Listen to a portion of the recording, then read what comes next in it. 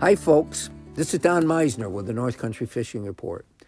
I was looking at something online yesterday, and I'm not a don't misunderstand. I'm not a great computer user, or I'm not a Facebook person or anything. But it was something that On the Water magazine, and that's a big and great magazine in New England, and I get emails from them, and I saw these emails, and they were highlighting all this great fishing in the Adirondacks. So I started looking at the different videos and articles that were about fishing in the Adirondacks. That's our area. That's our specialness here. And there was an article it was on a YouTube channel, and it was entitled The 10 Worst Towns in New York. And I'm like, holy cow, let's see what they say. Where are these towns? And lo and behold, a number of these towns were towns that we all know about that are near our area. And 3 in particular were towns that I've had a special association with. One of them was Teresa, New York. Teresa, of all the places. And so I started looking further at what they were talking about, these towns, because another was Brownville, another was Lewiston over near Niagara Falls, and a third one was Morrisville up near the Canadian border as you're going over towards Lake Champlain.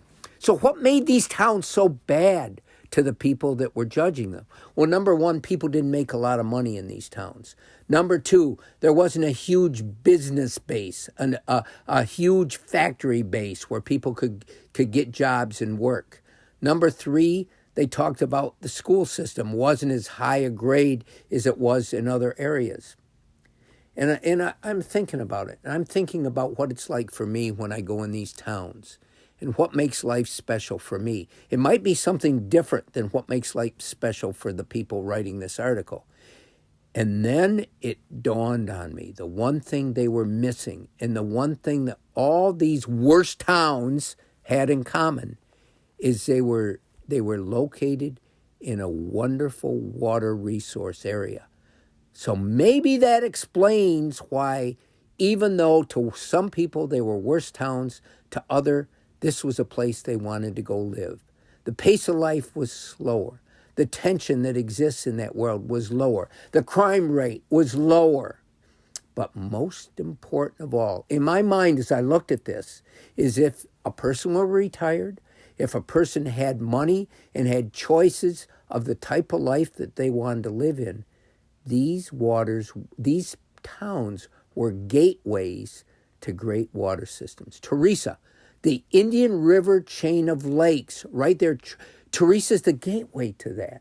You look at Lewistown, which is out in the Niagara Falls area, which is, in my mind, not the prettiest area in the world, but it gives people that live there, they have got the Niagara River on one part and Lake Ontario and Lake Erie all around them there.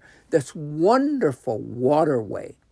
And water is a huge part of a lot of people's life. And those that it isn't, something draws them to want to be near water. Water is something very, very special. And to have a resource like these towns have, where people can go and they can feel that relaxing draw of nature that they can't feel in the best towns. All these towns that are called the best towns, well, maybe they're best for a lot of reasons. But these towns that they named worst are not worst. They're special places that a lot of people have found and a lot of people can call home. Until next time, folks, this is Don Meissner with the North Country Fishing Report.